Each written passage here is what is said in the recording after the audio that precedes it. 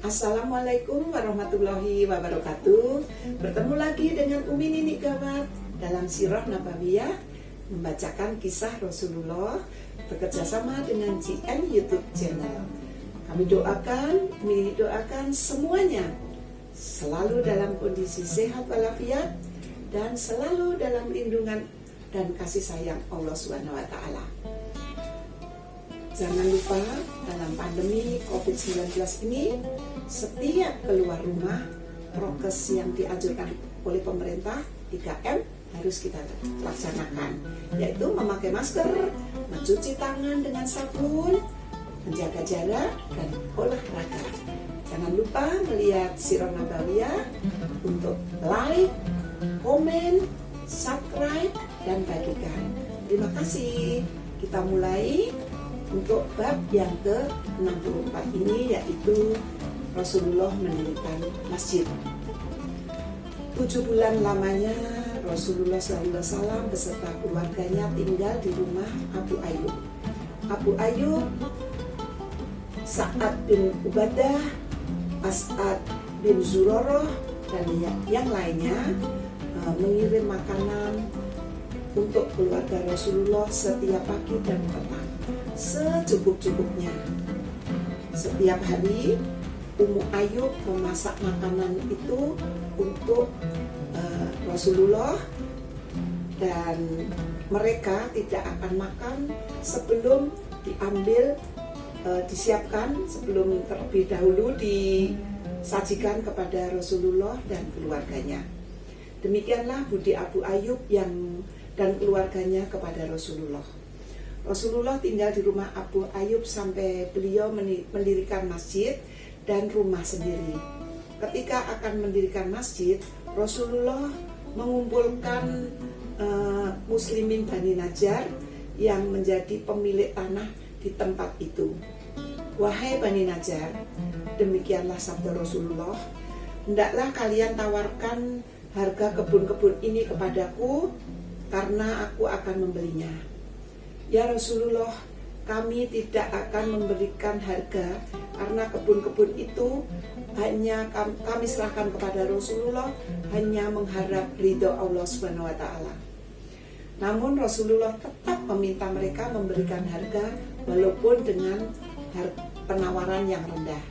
Akhirnya bersama para sahabat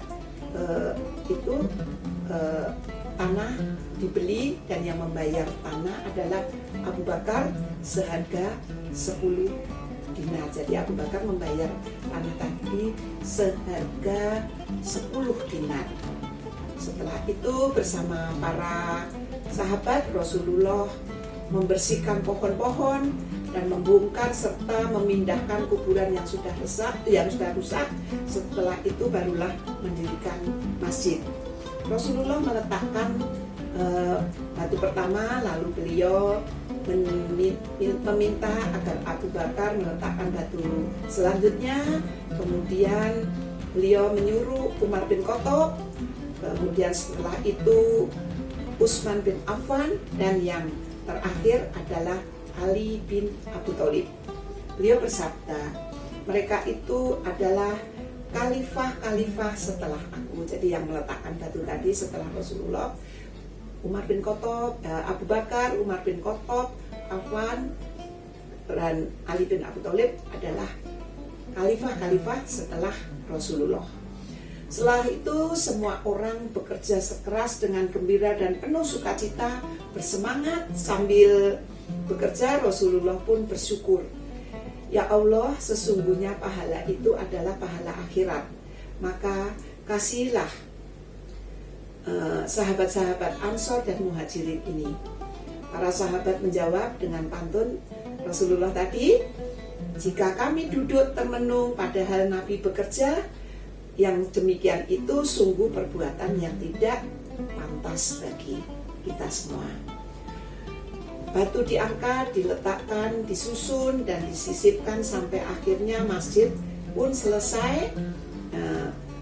Pagarnya itu dari batu dan tanah, tiangnya dari batang-batang kurma, dan atapnya dari pelepah-pelepah kurma. kiblatnya masih menghadap ke Baitul Maqdis. Jadi kiblatnya masih menghadap ke Baitul Maqdis karena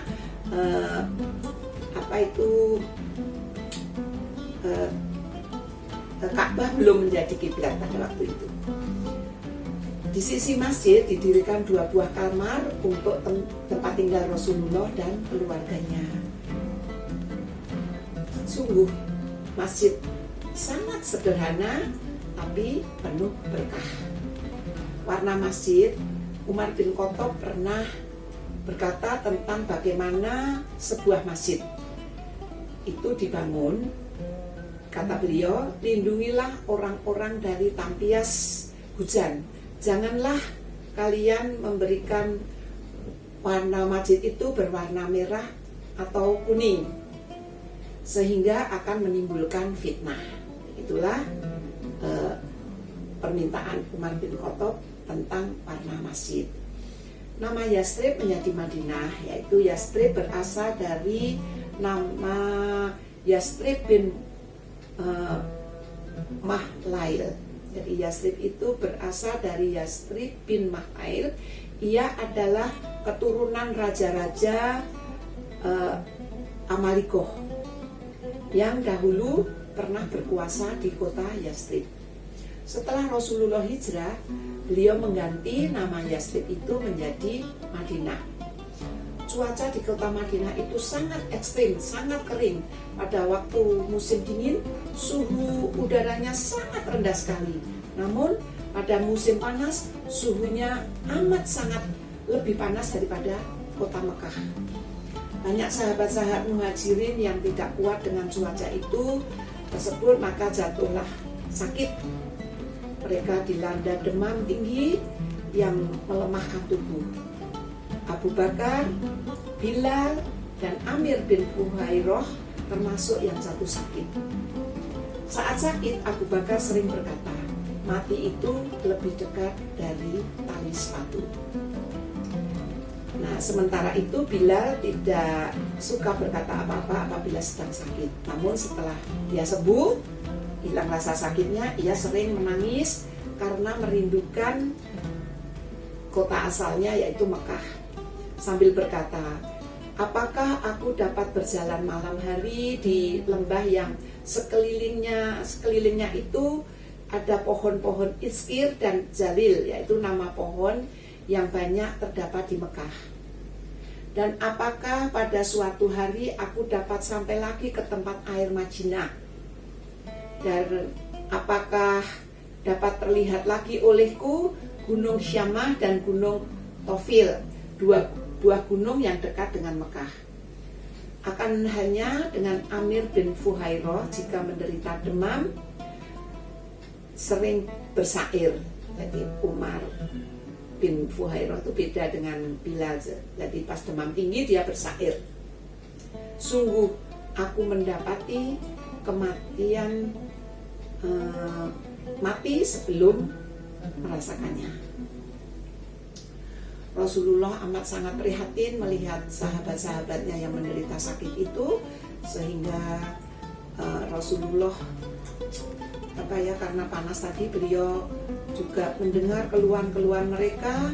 Karena itu Rasulullah pun berdoa